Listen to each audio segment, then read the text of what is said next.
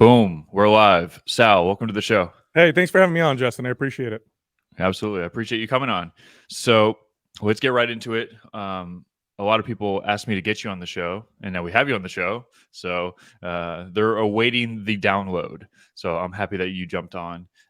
For people that don't know who you are and have never seen your show, don't know Mind Pump, tell people a little bit about you, your co-host, and what you guys are doing, and then we'll go from there. Oh, perfect. Yeah. So personally, I've been a professional in the fitness space now for well over 2 decades. So I started very young, managing health clubs and training trainers and clients. And I've owned gyms and studios, and I did that for a long time.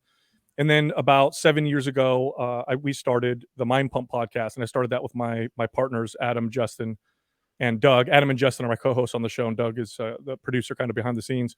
And the goal with the show was really just to cut through all the bad information in the fitness industry. As trainers, training everyday people, it was really challenging on a day-to-day basis, having to overcome so much of the bad information that was promoted out in the popular fitness and health space. Almost on a daily basis, I would have to talk to a client about some weird diet that they read about or some myth regarding exercise. It was a constant struggle, and it was quite frustrating. And when we started the show, we said, look, we would like to counter that. Let's come out, let's create a show countering that information, and let's find a way to sell the right information better than the other people can sell the wrong information, which is really no easy feat, because I guess to put it plainly, we are battling the guy or girl that says, hey, lose 30 pounds in 30 days by taking my special, fat burning pill. And we're trying to say, hey, it's going to take you about a year to do so. And it's going to take, fundamental changes in your behavior and all this other stuff. Like, how do you, those two messages are it's very challenging to compete with the 30-day take a pill message. So what we try to do is entertain. We try to, we use the communication skills that we learned training clients, what we found to be effective. And we hoped it would work. And it seems like it has. The show's quite large now. We're the top fitness podcast in the world. It's been a lot of fun. And that's currently what we're doing. Yeah, you guys are huge. Is there any pill that you can take that you'll lose 20 pounds in 30 days? Yeah, it's methamphetamine. I think if you take that, you'll lose that shit works. You'll lose your teeth, your family, and your no. There's nothing out there that works that way. There is no. I know people have heard that. There's a special.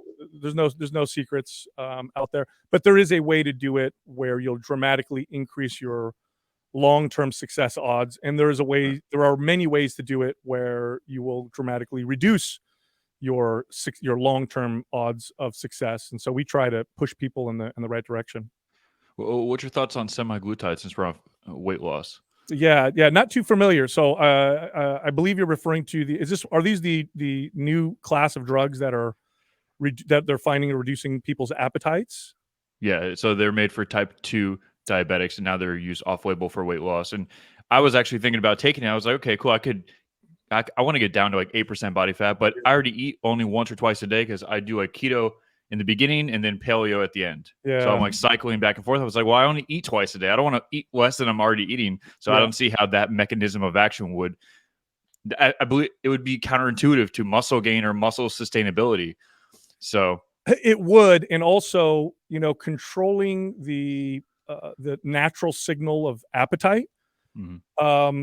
Chemically, yes, and I could see the weight loss coming from that, but what are the downstream effects? It doesn't change your relationship to food, really. It doesn't really change the long-term behaviors.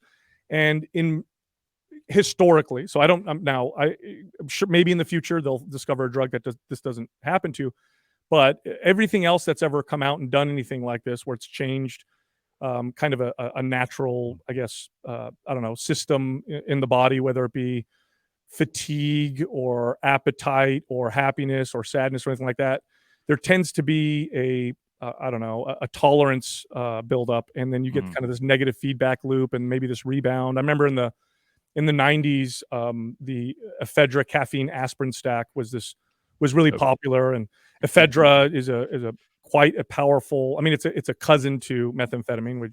I made that joke earlier, but ephedra was this kind of natural version of it, and it did show weight loss. But you saw this huge rebound, right? People's bodies adapted and receptors down regulated so that it didn't have the same effect, and then people had to take it to feel normal. And then when they went off, they had this huge rebound effect. So typically when you do something to the body in that way, there's this kind of counter message or counterbalance that kind of happens. And again, if you don't change those relationships to things like food, you're not really solving the problem. And I think you're probably setting yourself up. Now that doesn't mean there might not be any potential beneficial applications, but for the average person, long term, I'm extremely skeptical. Do you think that sometimes people just need a little jump start? Like, what if you're stuffing your face with Oreos and you're addicted? Like, you have an addictive personality, right? Yeah. And you love sugar, you love eating Oreos, and maybe you're an adrenaline type personality, and you're always seeking for that dopamine hit. Obviously, you don't want to blast Adderall, so you're like, okay, I can go eat Oreos, or I can, you look forward to eating bad foods with your friends and going out on dates with girls or whatever, right?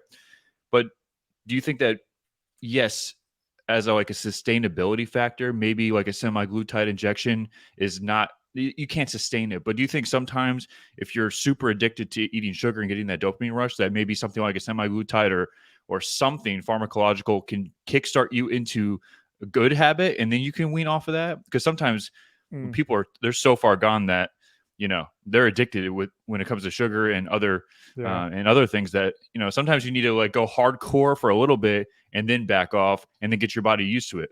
Yeah, no, that's a really, really good question. And of course, on an individual basis, there's a lot of variance. So could that happen for someone? Yeah, possibly. But I'll speak generally now. Okay. So the best example I can use of a situation where, kind of a jump start like you're talking about, and we have lots of data now surrounding this, are the gastric bypass procedures that we do on the severely obese. Now, that's a great example, in my opinion, because you're dealing with people who definitely have, what you could probably label as an addiction to food, right? These are people who are severely obese for all intents and purposes. They're aware that this is a problem. They are, they're not 20 pounds overweight. We're talking about 100 pounds overweight. So they will get a procedure that literally makes it impossible for them, at least in a relative short period of time, maybe the first year or so, impossible to overeat, right? Because if they do, they'll vomit. It just can't happen. They lose tons of weight. And when you look at the data, and by the way, I have a lot of experience training people like this. Years ago, I grand opened a gym that was literally across the street from a clinic that did this, and we had a lot of clients that would come in. But if you look at the data on people who do gastric bypass or the sleeves and those types of procedures, what you see is a huge increase in addictive behaviors towards other things, right? So all of a sudden they lose. So what happens is you lose your self-medicating, tool, which in this case is food, but that doesn't mean you solve the root cause. Why were you using food as a way to self-medicate? So you don't solve that. You just take away the drug, for lack of a better term. And then people replace it with alcohol, drugs, pornography, gambling. And you see this huge spike in these types of things. Animal studies and human studies done on drug addiction in the past made it look like it was the drug that was the problem. They would take a mouse or a rat and they'd put them in a cage and they'd give them water with cocaine, for example. Yep. And the mouse would just consume the cocaine until it died. And then, a smart scientist came out and said, well, this is weird. I mean, you're putting them in jail. They're obviously going to be stressed and depressed. That might influence how much of this drug that they use. So then what they did is these studies and put these mice in like a great environment, right? They had lots of space and they had other mates to play with and to mate with and lots of things to do. And the addiction dramatically reduced. So although the substances themselves play a role in the sense that they make us feel better and they can distract us from whatever pain we're feeling, it's something else. That's the issue. So, jump starting, I guess, would work if the person is in the right place in other ways. But if they're not and they're like, hey, I got this addictive issue and I can't, and they're not really working on the root cause and they just want to jump start, I don't think it'll work. I think they'll either replace it with something else, or it'll be a very temporary solution and will only rebound in like a symptom eruption where you see this like restriction binge type behavior that you tend to see with people that do that kind of stuff. Right. Yeah. It's always like a balancing effect, right? Totally. It is. And it's, it's a challenging. The reason why it's such a challenging situation is precisely because it's complex. It's not as simple as eliminating someone's hunger. If it was, I think we would have solved this problem a long time ago. That's not the solution. It's a lot deeper. Yeah, so I feel like surgery is kind of like going to the extreme other side of the spectrum. But have you ever, like, for instance, for me, if I'm eating like high carbs because I want to put on mass and now I want to cut, I'll immediately start taking exogenous ketones. I'll fast, and then I don't want to eat anymore. Now, Yeah. obviously, I know some people. I'm a pretty disciplined person, more consistent than most people, but so I can't say it's fair to say generally everyone can do this, but I don't feel like I'm supernatural or anything. I just don't eat for a while. I take exogenous ketones, and now my stomach literally has shrunk, and I'm not that. I don't have those extreme cravings for sugar anymore, right?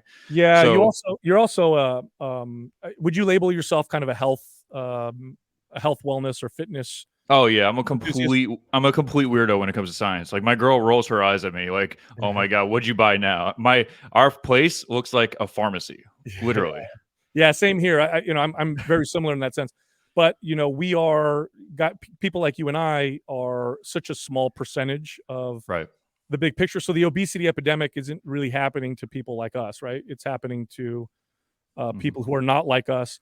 And you said something interesting. You spoke about discipline. You've probably developed a skill of discipline over time, and that's a very valuable skill. I talk a lot about developing that skill in people because that was the only way it was one of the only ways that I saw long term success in my clients.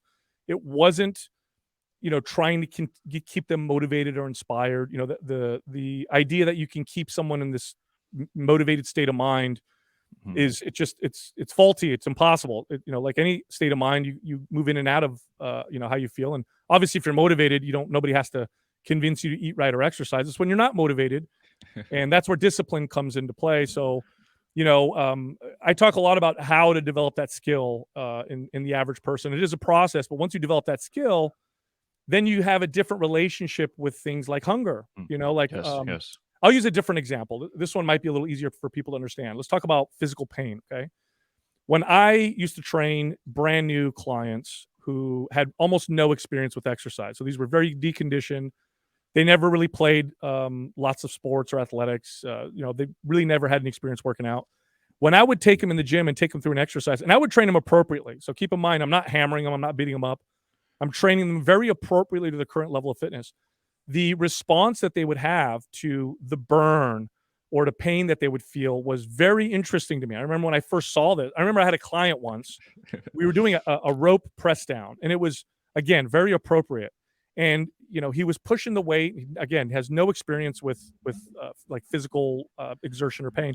And he got to, I don't remember what rep it was, and he let go of the rope and slammed the stack. And I said, "What happened?" He goes, "Oh my god!" He goes, "It's hurting. It's hurting really bad." And it really dawned on me that he feels him and I feel the same pain when we exercise. Just because I'm fit and I've been consistent doesn't mean Mhm. my I don't get pain whenever I feel probably as much or more pain than he does when I exercise. The difference is the relationship that I have with that pain. And I think you can develop that with hunger cues and other feelings as well. Whereas one person, they might feel hunger, and the relationship with that is get rid of that feeling, eat right now. I can never feel a craving or hunger. Whereas someone like you or I, we may feel a craving and we may notice it, and that's about it. It's not that big of a deal. How much do you think genetics plays a part in pain receptors? Because, for instance, my brother's 16, and no one taught him how to deal with pain. Mm. Nobody taught him anything. But my dad is pretty hardcore guy. He's almost 60. He has more energy. He's not on any hormone replacement, anything. He's like a rocket ship, serial entrepreneur, owns real estate properties. And then I'm the same way. Have multiple businesses, have a show, do science. My partner's a neurosurgeon. So I'm kind of that way genetically. I didn't nobody taught me this. I didn't go to entrepreneur school. I was just inherent like this. And then my brother's the same way. He's 16 and he's super disciplined, super strict. That's right. And he'll be at the gym and he'll push it. It'll be burning. He'll be doing planks, whatever. And he's like, no, one more weak mindset. Nobody taught him that. He didn't take an online course. So how far does like how much does genetics play a role in like actual like pain receptors and feeling pain? Yeah, I'm sure. I mean, of course, it plays a role. I mean, the best thing I guess we can point to, or at least the best research that I'm aware of, is how like redheads have a Yep. they require more anesthesia when they go into surgery. So that tells you that there's obviously a kind of a genetic difference, right? So, but the way I look at genetics, it's a very good conversation, because genetics influences our ability to build muscle and burn body fat, and and how think. how fast we can be, how smart we can get, all that stuff, right? But the way I look at it is, your genetics gives you this potential. Okay, so let's say that this is your range of potential. Now, what you do will determine whether or not you are on the upper end of potential or on the lower end of potential. That's the way I look at it. So, let's say you have these your genetic potential for building muscle. Well, you may be way over here with your genetic potential and super gifted, or you may be way over here and much more average. But there's still this huge range that you can work within, and that's dependent on your lifestyle and your behaviors. And then, the other side of this is, I like to tell people, who cares? Not in the sense that, who cares? We shouldn't study or learn this. I think it's fascinating. I think we should learn more about this, but rather, to the average person, I say, look, you can't control your genetics. Okay. Now, epigenetics are different, but that's also more behavioral. Not yet. CRISPR's coming, boy. Yeah, that's true. At the moment, you can't control certain things. So why don't we just focus on what we can control? Because I feel like it's definitely a losing battle. Like, if I sit here and just think about and struggle with the fact that, I love lifting weights, I love building muscle, but I could sit here and say, oh my gosh, man, I'll never get as big as Arnold was, or I'll never get as big as Ronnie Coleman. I don't have their genetics, or, it's like, okay, so now what? I have never what I be need as to work strong with. as Larry Wheels. Yeah, exactly. So I'm just going to work with what I can. And I think pain is that way as well. I think, yes, some of us probably objectively feel more pain, but boy, your relationship to pain is, that's something I think you can really work on. And in extreme cases, you look at the spiritual practices where people can meditate and sit in freezing snow, or just withstand tremendous amounts of physical or mental anguish. I think that right there will show you that this is something that you can definitely work on and change. Yeah, I'm glad you said that with freezing snow. I want to get back to what you said about channeling addiction, right? So sometimes, for me at least, if I go on a binge, it's been a while, but if I go on a binge, stuffing Oreos down my esophagus, okay, listen, I'll take some exogenous ketones, I'll fast, I'll torture myself in the sauna, I'll torture myself in the cold plunge, and then I'll be back to normal. I just know, as long as I torture myself, I'll be good, right? I'm a bit of a sociopath when it comes to that. But obviously, you brought up a good point of, that's more of a band-aid than fixing the root cause, right? Yeah. It's like, you have to cut out the cancer instead of just, okay, the cancer is growing, cut out the growth. Oh, it's growing again, cut out the growth. No, you want to cut out the actual root of the cancer. Yeah. So it brings up a good point. But let's just say your personality, you have that addiction personality, because let's face it, most addictive people that seek for that adrenaline, that will never go away. They're only managing that. So do you think it's possible that if someone did jumpstart it with like a semaglutide injection, or, even if they did blast, something hardcore for a short time, but then they channeled their, I guess you could say, addiction mindset into something healthy like cold plunge or sauna, which still gives you that adrenaline, still gives you that hormone dump, but you're channeling your addiction into something that is considered healthy, like sprinting, and you're basically, for lack of a better word, torturing yourself and getting that same high, and that could be more sustainable, because you're not going to fix the addiction, but you could, I guess, get your fix on doing healthy things that give you dopamine release. Do you think that's possible? It's actually a management strategy that I've used training clients, but you have to be careful, because it is a bit of a slippery slope. So I'll give you the example the examples that I would often run into, right? So I would get a client and they come to me and they've had eating disorders in the past and body dysmorphia, and more commonly anorexia or bulimia. And whenever they would hire me and they would disclose this to me, I would always make sure that I work with their therapist, and we would work together. And one of the more effective strategies that I had was, when they would come hire me, was I would make the entire focus on performance. So they would come in and we'd sit down and we'd talk, and they would disclose to me, I suffered from anorexia on and off my whole life. I need to improve my health. My therapist recommend that I, do some strength training, or, whatever. And what I would do then is say, okay, here's what we're going to do. we're going to try and get you as strong as possible. We're going to focus on performance. And what I would do is I would take that, again, for lack of a better term, that obsessive or addictive trait, which was or tended to be focused on, eating and restricting. And I would shift it to strength. How strong can you get in the squat and the deadlift and the bench press and the overhead press? And the reason why I would do that is because of their previous or their current struggle, it's hard to restrict and starve yourself and get strong at the same time. So I knew if I had them focus on performance and if they got bought in, it would really help the other problem. Now, here's the caveat, okay? It can slip into an unhealthy obsession with what I just talked about as well. Now, It's not as common, but I've seen it. So I actually trained a guy in the past who was anorexic, hired me, and we did that. And he ended up not working with me again after about 5 months. He stopped training with me. It was a money issue, and we kind of lost contact. Anyway, I saw him a year later, and he was full bodybuilder anabolic steroid mode. So what he had done is he had taken his body dysmorphia and addiction and gone in the opposite direction.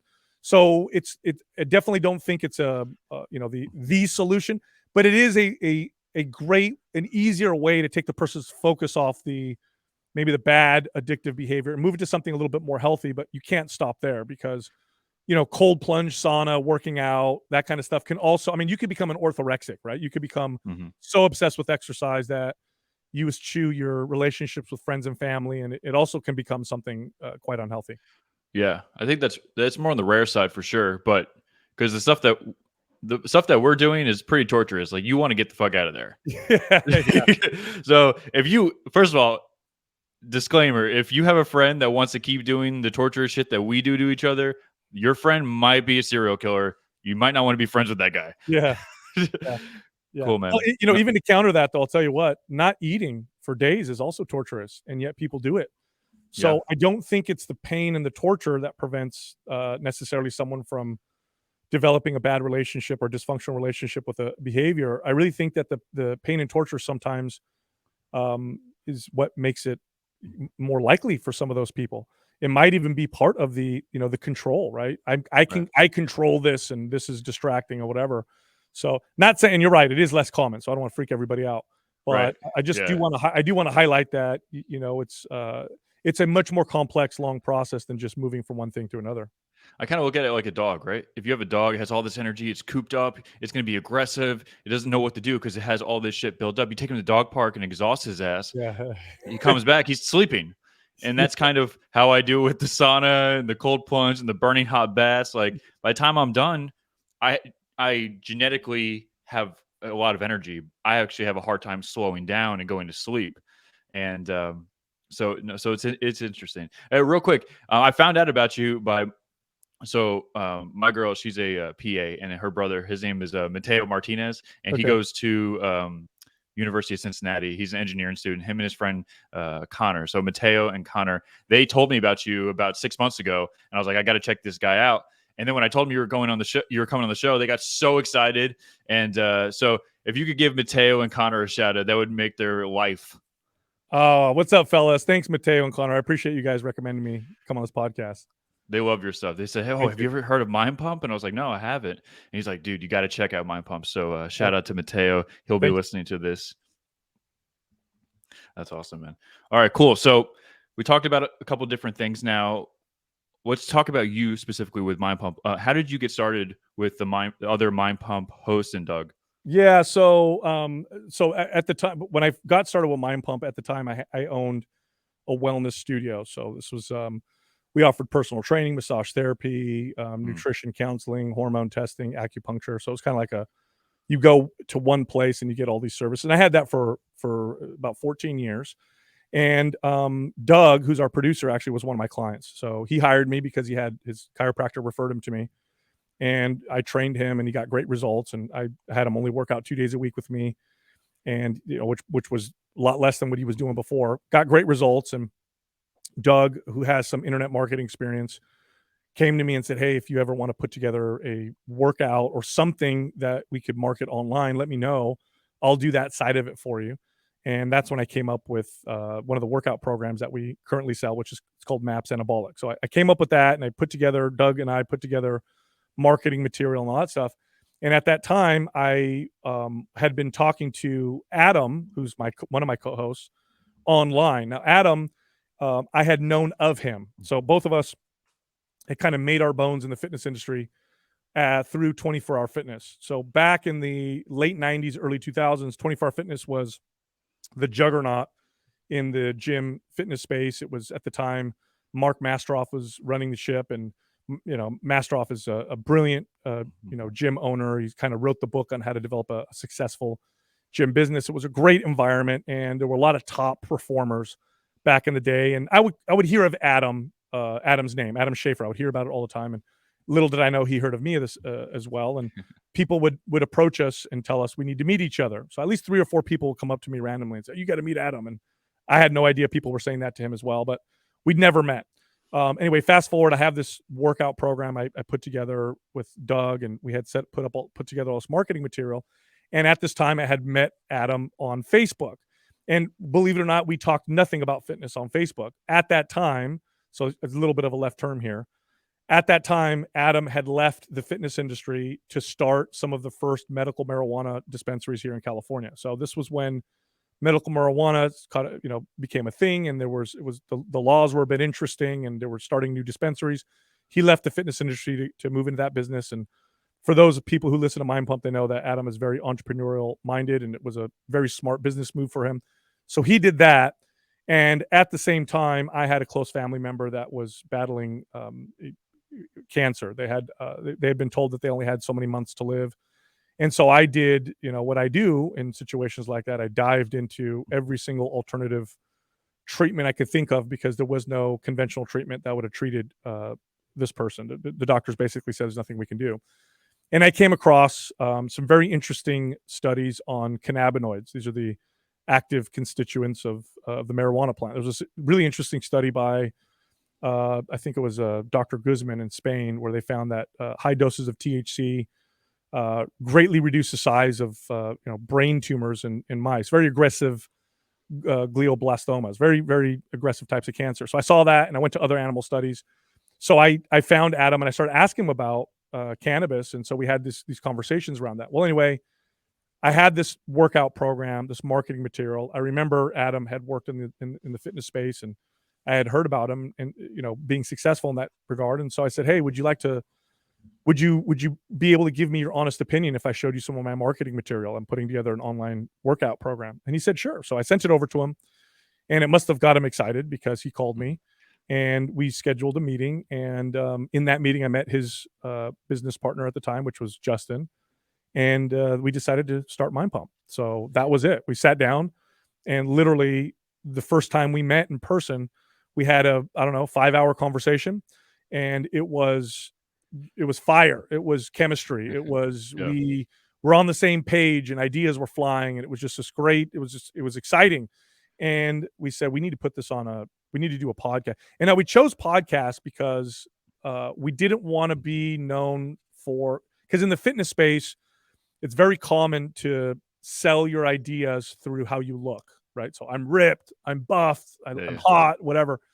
We didn't want to do that for a couple different reasons. One, we didn't like that kind of marketing in the fitness space. We thought that was part of the problem. Two, we wanted to have a business that would last a long time. We were at the time in our mid 30s. I'm like, look, I'm not going to flex my abs into my 40s and 50s to sell my products.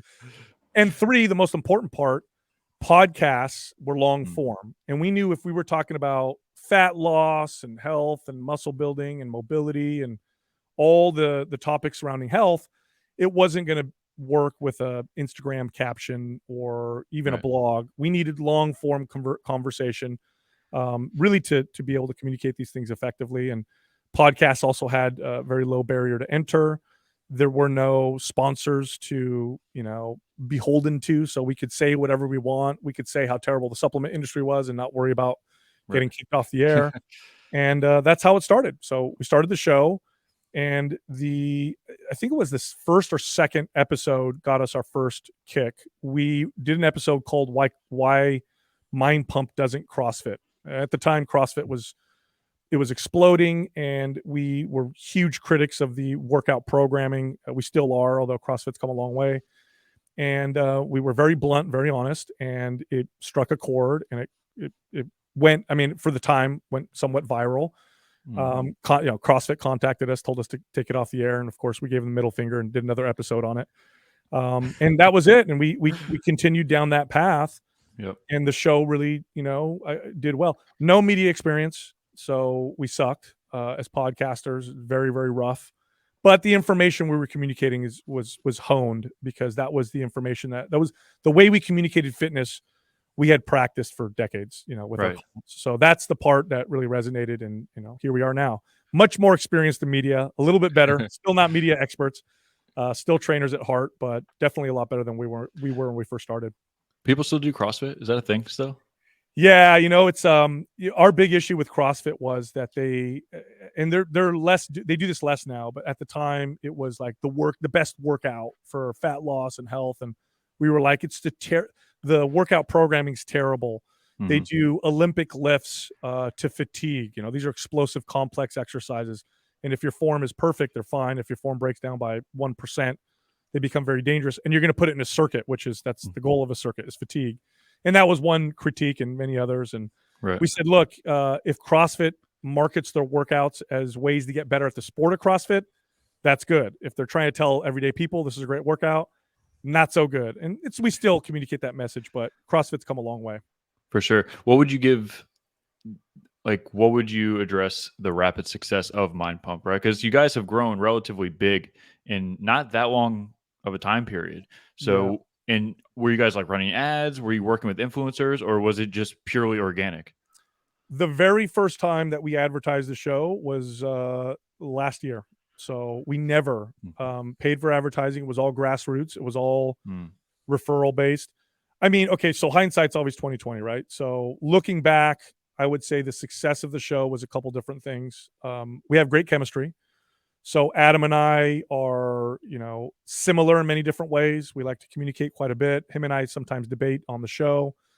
Justin is very likable, very down to earth, and he does offer that comedic relief sometimes, which makes Adam and I way less annoying. I think if it was just me and Adam, it would be super annoying to a lot of people.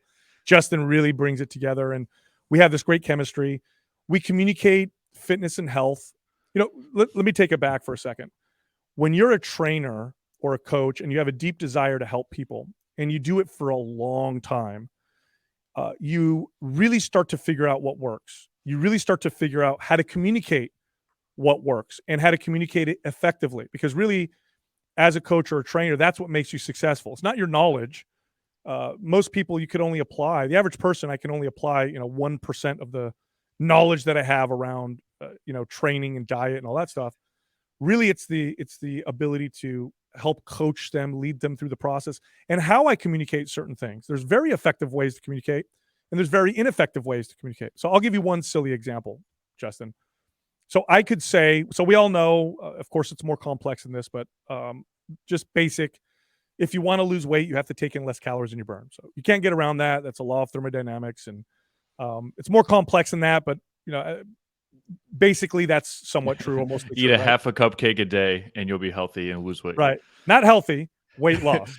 Exactly. You're right. It's way more complex than what I'm saying. But in terms of weight loss, you have to take in less calories than you burn. So what I could say to somebody is I say, hey, let's track your, remember, I'm talking to the average person because we trained a lot of everyday people. Hey, let's track your calories. Let's look and see how much you're eating. And then I want you to cut your calories by 600 calories a day. So now here's your new calorie targets. Make sure you hit them, and then we'll lose weight. Okay, so that's one way to communicate that we need to cut your calories. And here's another way to communicate how to cut your calories. Same person. Hey, here's what I want you to do. Eat as much as you want. Eat until you're satisfied. Just avoid heavily processed foods. Okay, only eat whole, natural foods, but eat as much as you want. Eat until you're satisfied. Okay, two different ways of communicating. Both will result in about a 500 to 600 calorie deficit. So now, why does the cutting heavily processed foods result in that? Well, studies will show, and very clear now, that not consuming heavily, or should I say, consuming a diet that's comprised mostly of heavily processed foods, will result in about 500 to 600 or 700 more calories every day. And it's mostly has to do with the way that they engineered these foods. They're hyper palatable. They overcome your systems of satiety, or hijack them, to put it differently. And so they just make you overeat. So by telling people just take those foods out of your diet, but eat as much as you want, I know their calories are going to cut automatically. Why is that a more effective way of communicating? The other way is restrictive. The other way is count your calories. The other way is not effective long term. The other way, the person, here's what happens. I don't even tell the people they need to cut their calories, because I've now honed in on how to really communicate this. But they come to me 3 months later. We're seeing weight loss and fat loss on the scale. And then they're saying this to me: "It's so weird, Sal. I'm eating as much as I want. I'm satisfied. They feel like it's magic. What's going on with my body? I'm not restricting at all." And then I tell them, what's going on. So that's one example of communicating kind of the same thing, but in different ways. And so, because we worked with people on a consistent basis, we worked with people for years and years and years, we've really figured out how to do this. And that's how we talk on the show. And it works. It works. And so I think that's one of the reasons why the show's grown so much. If somebody were to actually and now analyze your blueprint of growth, and they were going to start a new show today, okay, I'm going to start a fitness show or any type of podcast similar to Mind Pump, what would you tell them? What's the do's and don'ts? Boy, well, I'll say this. Number one, be as authentic as possible. Now, that sounds, I guess that sounds a bit cliche. Everyone's like, all right, cool. Yeah, cool story, bro. What's Exactly. the secret algorithm hack? Yeah, I know. Okay, so here's why I say that. Being authentic isn't going to guarantee you success. But let's just say you're not authentic. Let's say that you put up, I don't know, a fake persona. Yep. You're not really speaking from the heart, and you do get successful. That's hell. Okay.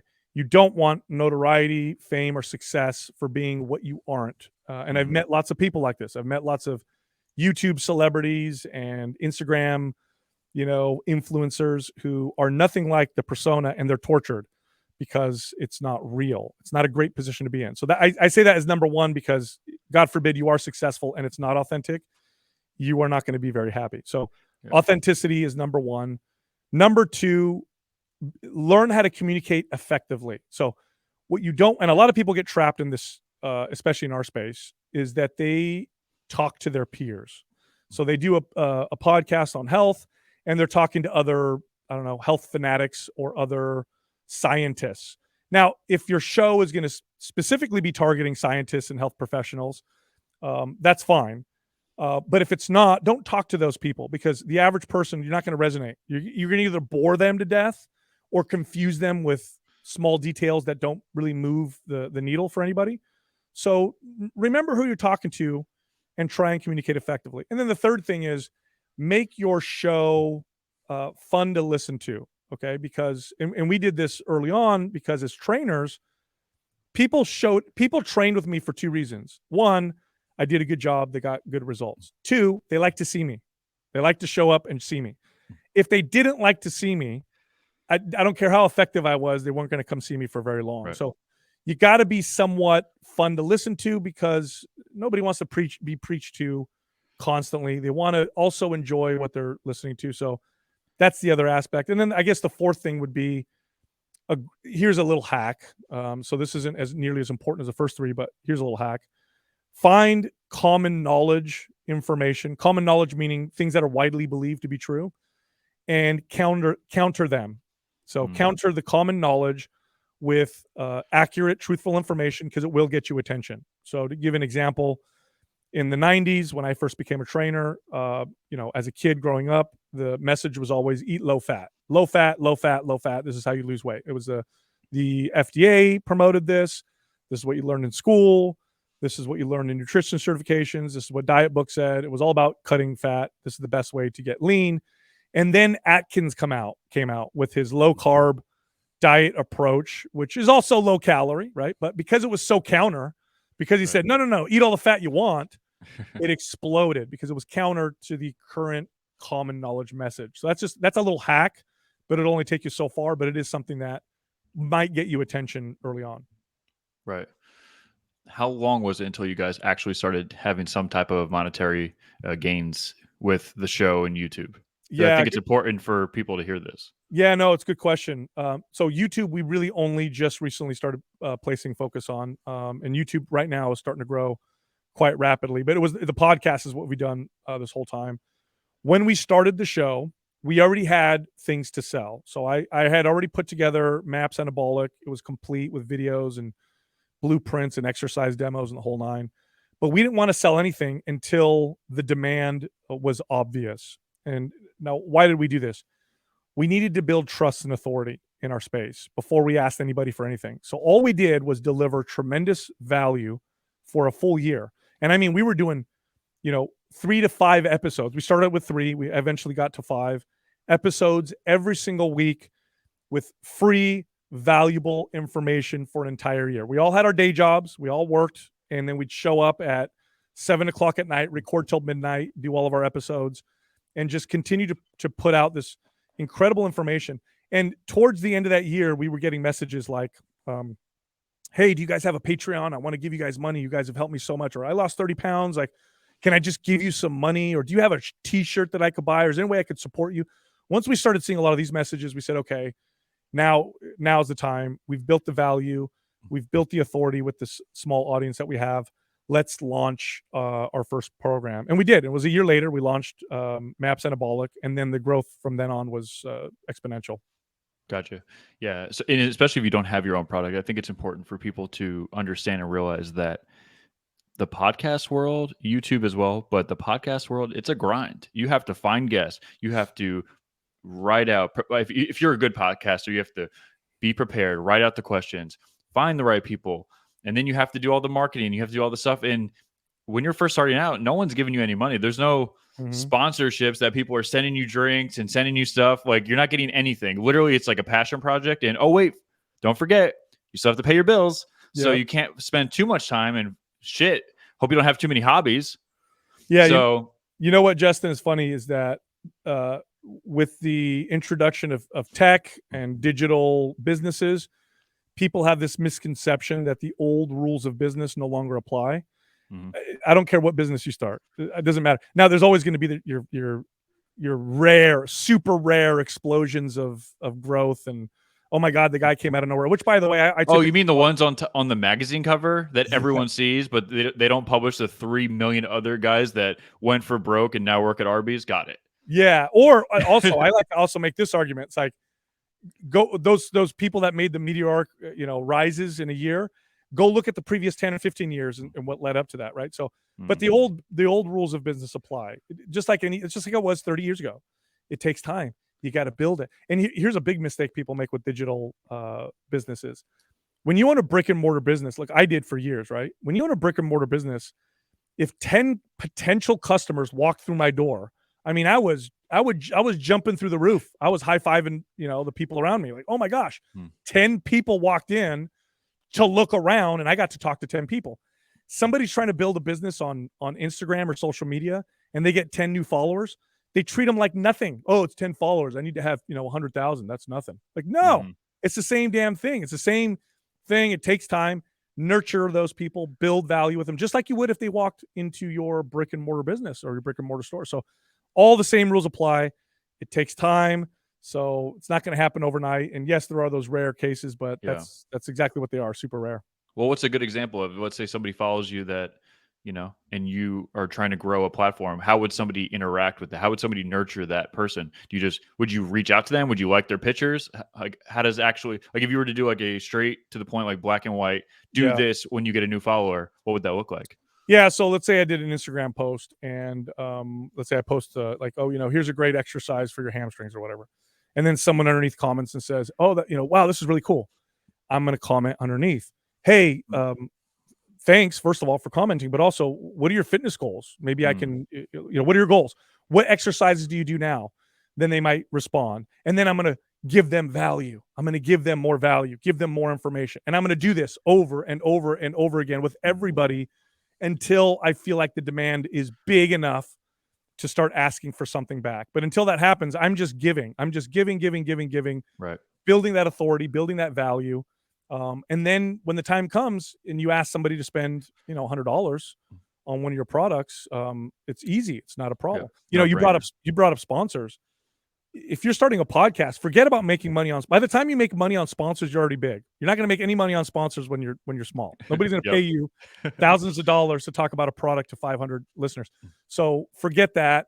If you want to start, bringing in revenue and you have a small but loyal audience, you're better off creating your own product.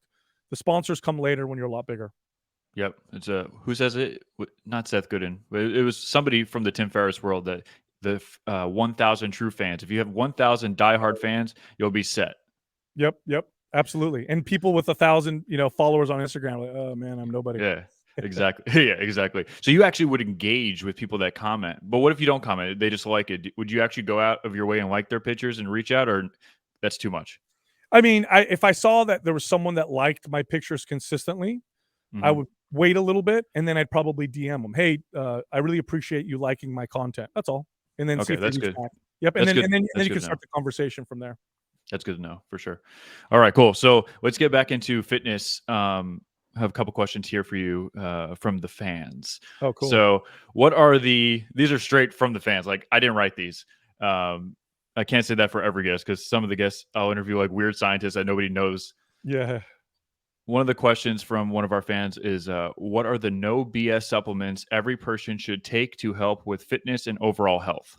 Oh, cool. Yeah, supplement. So I get a lot of supplement questions. All right. So number one, if you have a nutrient deficiency, so an essential nutrient deficiency, supplements can literally be a game changer. So if you lack, let's say you get your blood test and your vitamin D is low, or you don't have enough zinc, or you're not consuming enough protein, because that's an essential, macronutrient, then supplementing can make a huge difference. To go from low vitamin D to adequate vitamin D, to have too low a magnesium to having adequate magnesium, or any other essential nutrient, that is a tremendous impact on your health in a positive way. So that's number one. So supplement nutrients for your needs. Now, this will require some testing. So you don't just go out and take a bunch of stuff and guess, because some nutrients can definitely build up in your system, and you can take too much, right? So there's a right amount. Calcify.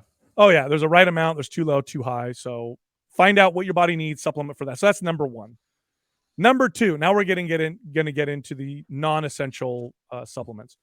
Creatine is probably the most well-rounded, most well-studied, safest supplement you could probably find anywhere. There's nothing, it's at the top right now. It's the king of all supplements, aside, like I said, from ones that will fill a nutrient deficiency.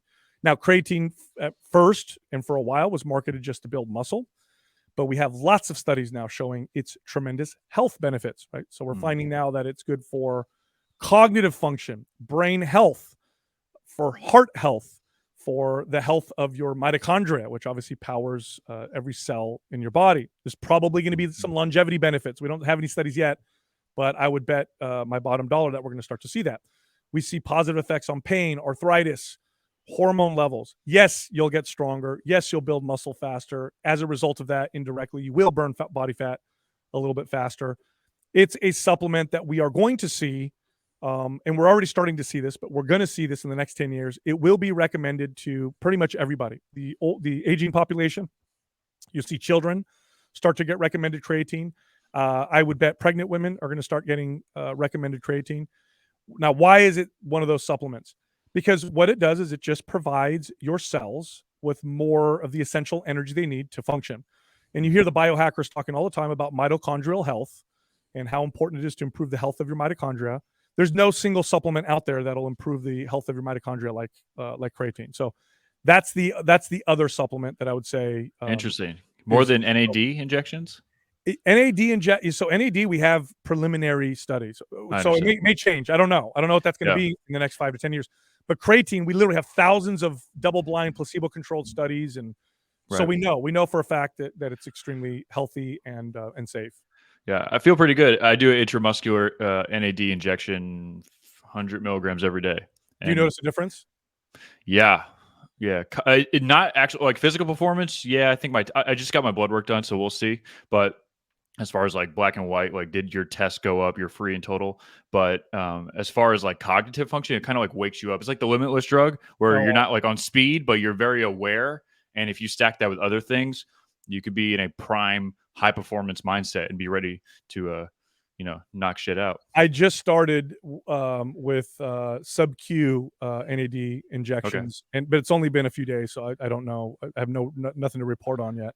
But we'll I see. think We'll my see sleep got better. My sleep got a little bit better. I'm also like taking a lot of magnesium L-threonate before sleep. Magtine Yep. developed the patented version developed by MIT in scientists. MIT. Yeah, exactly. Yep. Yeah, So no, that's I've good been stuff. taking that. I gave it to my mother, and then my brother's taking it and stuff. With creatine, are you doing monohydrate? Are you doing the other forms like No, Crealkaline? Like, no. The other, the supplement industry does a good job of this. If a supplement ever comes out and it's got any real, if it's efficacious at all, and mhm. studies show that it works and it's good, then what the supplement industry does is they try to come out with other ways to sell you other Right. versions of 2.0. Yeah, no, all the studies that are good are done on monohydrate. No other creatine form has been shown to be as good or as safe or whatever as monohydrate. It's inexpensive. When it first came out, it was quite expensive. Today, you can buy really well sourced creatine that's pure for really low cost. No, stick with creatine monohydrate powder, plain, anywhere between 2 to 5 grams a day. If you want cognitive benefits, you're probably going to take more like 10 grams a day. So, Interesting. When I was in high school, everyone was talking about, oh, if you don't drink enough water, your kidneys are going to dry out. Can you yeah. kind of debunk the uh, consuming massive amounts of water when you're taking creatine, and then also creatine with cutting? A lot of people, they won't take creatine with cutting because they say, oh, it retains water. Yeah. Yeah. There's a difference between intracellular fluid and the fluid that's outside of the cells. So one of them is bloat and the other one is healthy. So to Yep. give you a different example, you're working out in the gym, you get a pump, right? So that would be fluid inside the muscle. And everybody loves a pump, right? You look more defined, you look more fit, whatever, short Especially when time. it's your mind. Yeah, very good. See what I did there? Yeah, I did. That was really nice. But if you're bloated, right? If there's fluid outside of your body, then you look smooth and maybe not so healthy. Creatine does not increase bloat. It increases intracellular fluid. This is a good thing. Now you may gain a pound or two on the scale, but again, it's intracellular. So it's in the muscles. It's making the muscles slightly more hydrated, if you will. Now the whole thing about water, that's where the information around drinking tons of water around creatine is concerned. Is it makes your muscles hold a little bit more water. Therefore, you better drink a ton of water. Also, creatine is processed by the kidneys. Blah blah blah blah. Okay, that's the same argument we had with protein. Oh my God, if you eat a lot of protein, it gets processed by the kidneys. You're going to kill your kidneys. No, it doesn't. It doesn't work that way at all. Only in special cases.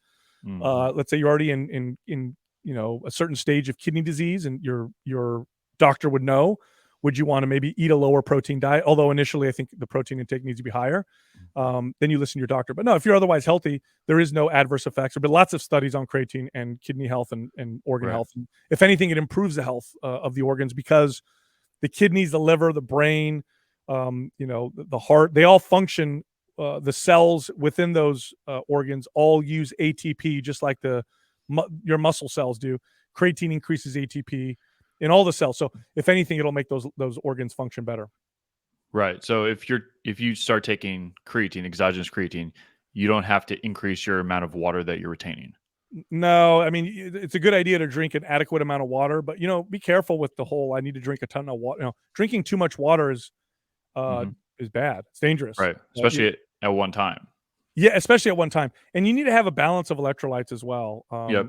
Celtic athletes, salt.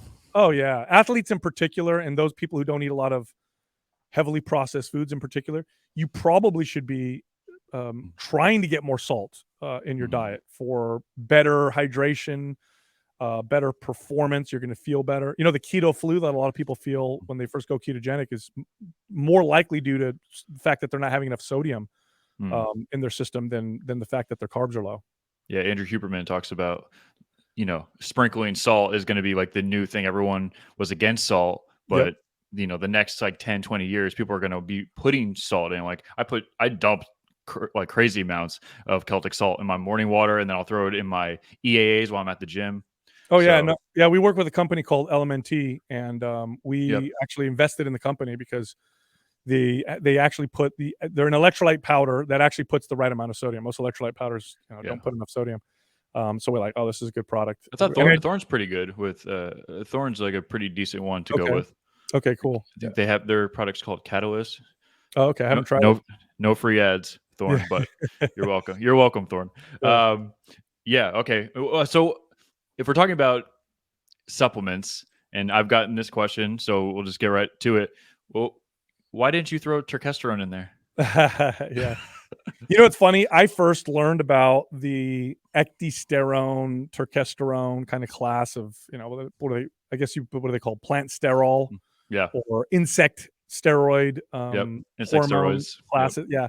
I first learned about them as a kid. When I was a kid, I was you might relate to this, I guess. I was a huge nerd when it came to, Yeah. I guess, supplements. And so I actually went to the library and, believe it or not, found some old Soviet studies on ecdysterone. And they had studied ecdysterone quite a bit. Remember the Soviets, obviously huge communist country, and their goal was to show their, I guess, their superiority at the Olympics. And they had Ivan really, Drago. oh, they really dumped a lot of money into research on anything they could possibly do to improve performance. And some of the research was on this plant sterile insect hormone called ecdysterone. And I remember reading this one study, they compared it to Dianabol. This is a classic anabolic steroid.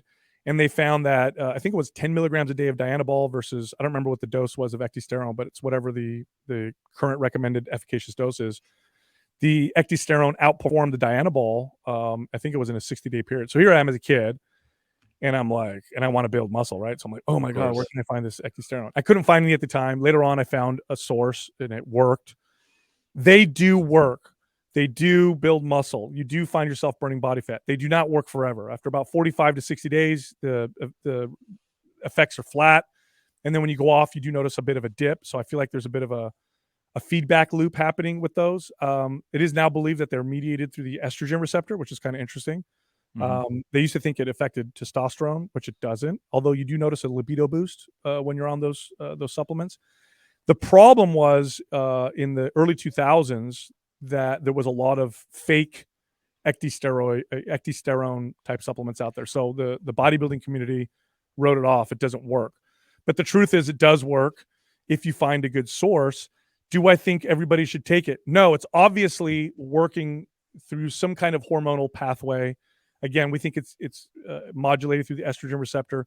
I don't think it doesn't seem to have any negative effects on the liver or the organs, but you are kind of fiddling with those receptors. So I don't know what that would look like in women, and it's not a panacea. Like I said, I would take it. After about 60 days, it would stop working. I'd go off and I'd lose, a lot of the gains. But in the short term, it's fun, and it definitely works.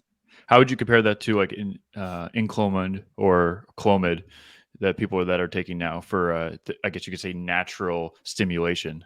Yeah, that's weird that people do that.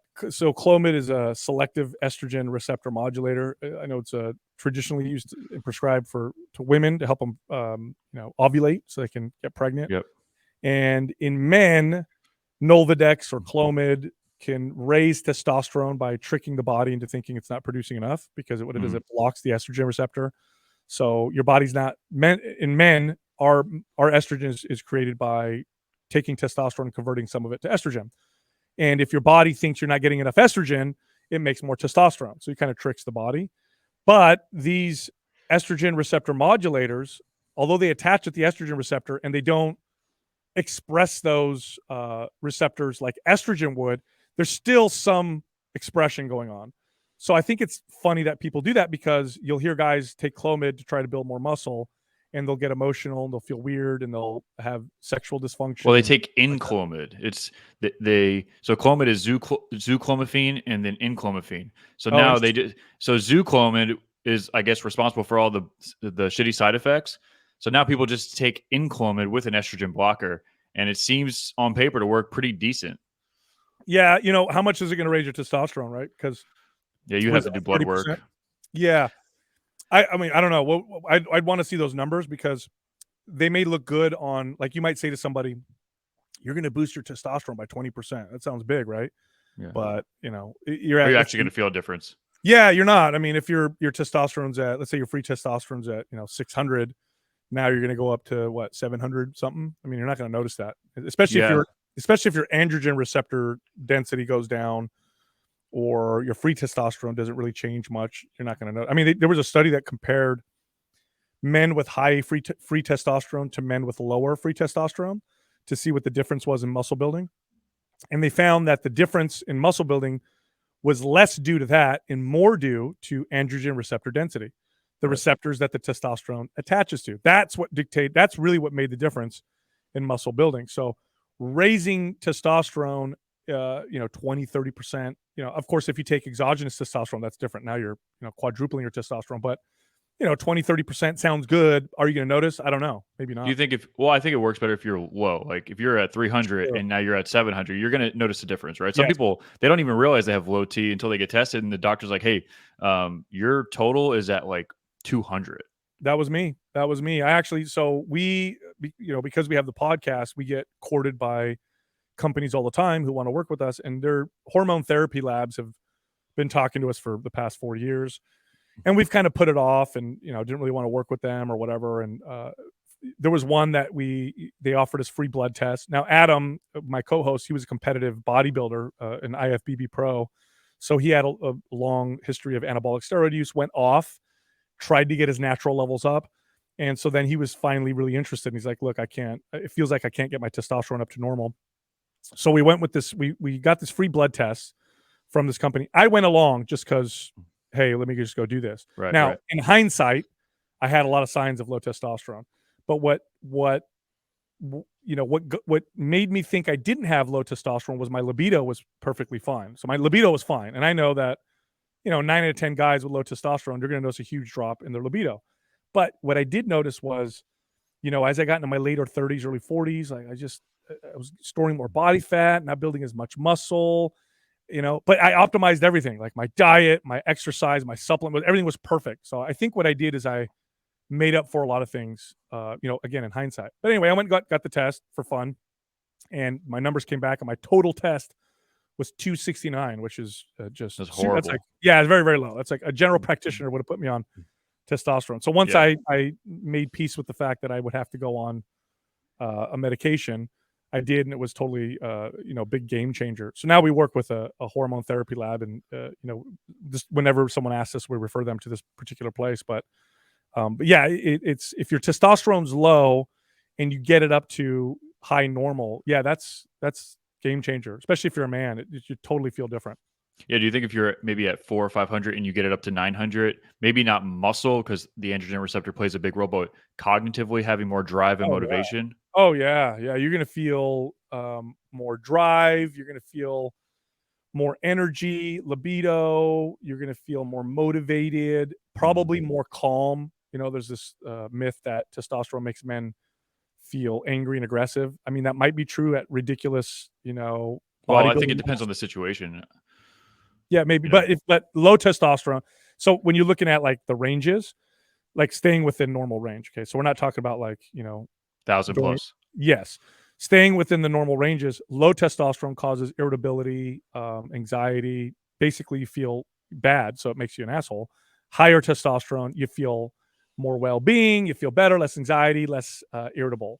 So it's actually not what people think. It's when you go in the crazy high levels that we don't know what happens. Yeah, you're taking horse tranquilizers. Yes, exactly.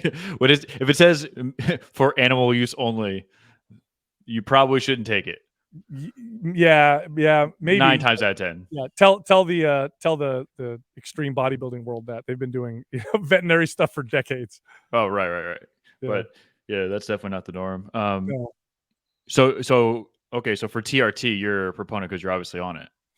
I am a 100%. I think Western medicine is incredible for what it's good at, and what Western medicine is very good at is if there is a acute issue, they're very good at solving that issue. So if you have an infection, Western medicine, there's nothing better than that. If you have hormones that are below range and you're having negative side effects and health issues, and you've already done the change in lifestyle, if your thyroid is low, if your testosterone is low, if you have insulin issues, I mean, Western medicine can save your life.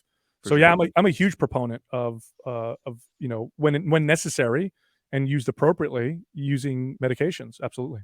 Do you take a estrogen blocker? Yeah, they give me an anastrozole with the testosterone to just a little bit to minimize the estrogen. Have you noticed anything? Because they do the same thing if you take Clomid.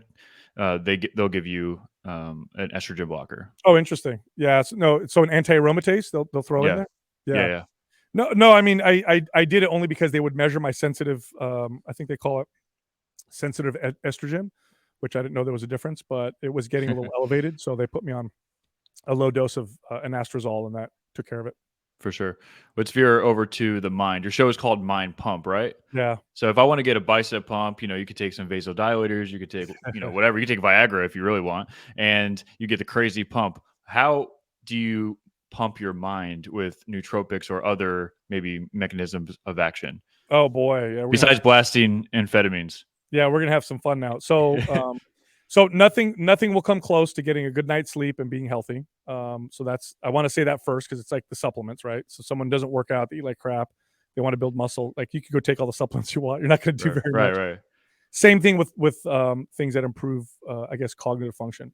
So for me, and for the people that I've worked with, besides the good sleep and stress management and all that stuff, one of the best things you could do to improve cognitive function is to fast or to get your body into ketosis.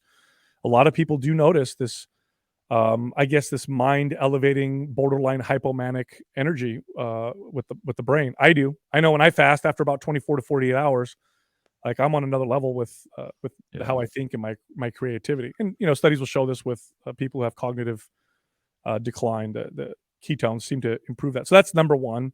Number two, I like lion's mane, but it's very subtle. I like to take that, and I'll notice after about a week or two, I'll start to have some improvements, I guess, in how I think. Choline is another compound that I've noticed. The stimulants, I'm a big fan of the stimulants. Now, the stimulants, we can argue, aren't necessarily nootropics, but if you're tired or unmotivated, I would argue they are nootropics. So I like caffeine. Of course, that's classic. Add some theanine to that. You've got a great combination. Now we get a little crazy. We could throw in some agmatine with that. Agmatine is a derivative of arginine. It's got some pain relieving effects. I know some mild stimulatory effects, especially if I combine it with caffeine and theanine. Yohimbe will do a little bit of that as well. Raoul sign. Yeah, these are all stimulants, right? Now I've messed with the racetam class of drugs, piracetam, aniracetam, all that stuff. I am not a huge fan. I did notice like a bit of a boost, and then I'd get kind of this ugly feeling coming down. And now my co-hosts are great because they let me. I give them whatever. They'll take whatever I give them, and they'll just. So I can give them like a handful of pills. Hey, try this out. Let me know how you feel. And my type of guys. Yeah, great, right? So they did not like the racetams. They got headaches. They felt terrible from them. Of course, those are synthetic drugs. I don't think they're classified. Which ones though? Because I've taken Pramiracetam, and that one, as far as like cutting out all the bullshit and just getting what's important done and eliminating distraction, definitely worked. It's weird because I'm like, I feel fine on that. Yes, I tried that with them. I feel fine with that. But Adam and Doug in particular, I mean, I went down the list, and they just did not feel good from any of them. So we kind of cut them out.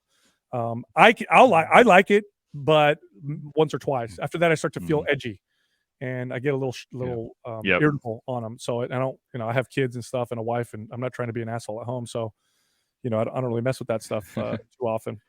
Now, when you say it makes you like, I guess there's a whole nother conversation, but how to identify intelligence. But if somebody wanted to improve their actual like critical thinking, like we can improve energy, we can improve stamina, but to actually make you smarter on an IQ test, like become a meta learner, like learn Chinese faster. Yeah, so because nobody talks about that. They talk about nootropics, smart drugs, lion's mane. Okay, cool story. But what if you have the energy? I want to get my neurons to connect better. Yeah. All right. So we're getting in a little weird territory here, but you could try. I'm not going to say you could try. I'm not going to advocate this. But someone this is may not try medical it. Advice. This is not at all medical advice. No. Someone may try the low dose psychedelics. Those seem to improve certain aspects of cognition, in particular the creative aspects, the ability to connect things that you maybe couldn't connect before. I mean, there's some evidence to show that this might happen. We actually have some great studies now on treating people with depression, anxiety with psilocybin, with LSD, even with the drug that makes up ecstasy. But I think that there's some potential promise there. I think the best evidence we have are in the arts. I mean, obviously musicians have been using these, even marijuana, right?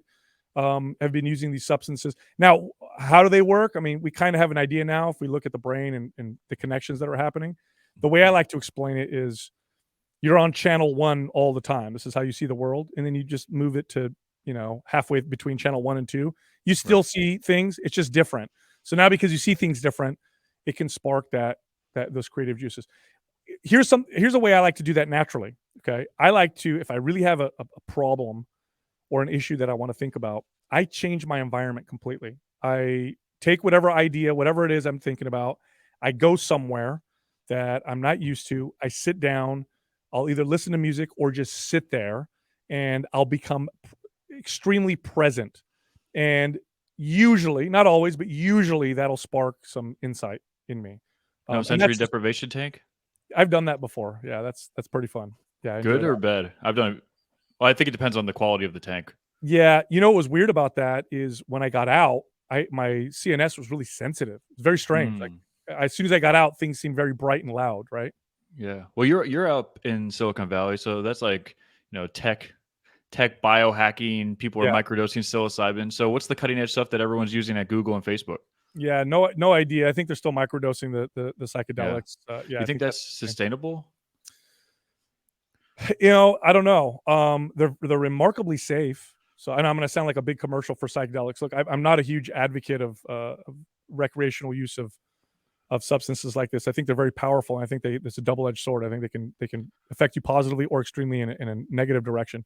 Nonetheless, the literature is pretty clear.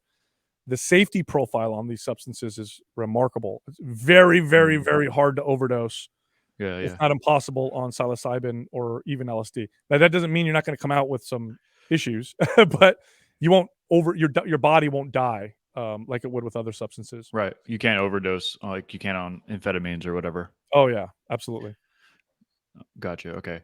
Now, do you have to continuously keep taking psilocybin, or like, is it kind of one of those things where once you open the door, you might not be at level 10 because you're taking exogenous psilocybin, but now you've become a different person, but you've only taken it 3 or 4 times? Yeah, no idea. So this is not I don't have any personal experience that I can pull from, but the research on psilocybin for the treatment of treatment-resistant depression and PTSD shows that now of course the way that they're administering these substances is not like you just take some shrooms in the forest with your friends. Right. They are with a licensed therapist when they do this, and they're screened beforehand, and then they take the psilocybin, and they do therapy, and they find that the antidepressant effects last. So they'll do like one session, and then the depression will be lifted in many of these people, and then they'll visit them 6 months later and a year later. So no other treatments, and it's stuck. It literally stuck.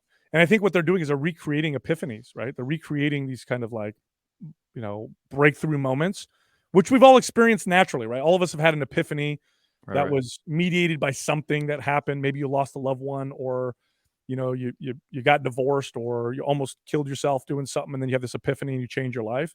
So I think that's might be kind of that's my guess, at least what's going on. But yeah, it sticks. So I don't know how that applies to microdosing though. I have no idea. Yeah, and the difference between taking lion's mane at Vitamin Shop versus psilocybin is drastically different. Oh my god, yeah, you're not gonna you're not gonna trip on lion's mane. Oh, maybe I don't know maybe if you take a ton. I have no idea.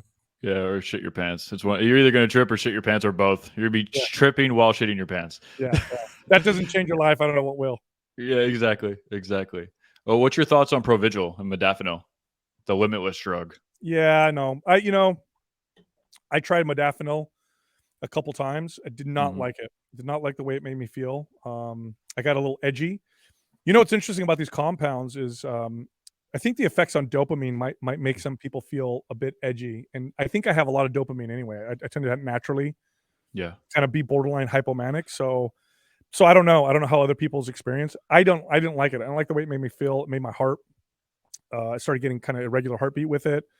Didn't feel very good. I know a lot of people swear by it. It's one of those things. I don't know. Did you see the studies done on Adderall and cognitive performance? There was this interesting study where, because you got college students who will take Adderall, right? And they're like, oh, it helps they me blast study. it. Yeah, it helps me study. I do a great job. We know a lot of med students that me and my partner, and then obviously my girl, we know a lot of people that in medical school, they're blasting it. Yeah, and if they'll swear by it. Oh my God, it helps me, pass. They literally cannot compete with other students. So it's kind of like Barry Bonds. It's like, okay, do you want to be Barry Bonds? Do you want to be Lance Armstrong? Yeah. You gotta take the EPO. You want to be number one or not? Come on, Sal. Do you want to be Batman? Come on. Yeah, I know. And, what are you setting yourself up for, right? But what they did this study and they found that Adderall did not improve cognitive performance, but it did change the perception of the person taking the test. They were more into the test and they felt like they did better. So maybe if you're bored with your studying and you're like, oh, I don't want to do this, or maybe that's how it'll help you, but it doesn't really improve cognitive performance. It's not going to make your neurons sync faster. No, and maybe it might even do the opposite, right? Over time, right? That flood of dopamine can be a little toxic to the brain. Also, look, it's like this, right? It's like you take a bunch of steroids in college so you can make it to the pros. Now you got to take the steroids in order to do anything in the pros. Like, okay, you take a bunch of Adderall to make it through medical school. Now you're a doctor, and now you're in the real world, and you're doing your internship, and that's when you're going through the shit. You're gonna keep taking it. And then you got patients, so you're going to keep taking it. Now you work in the ER, you're going to keep taking it. That's when you jump on TRT.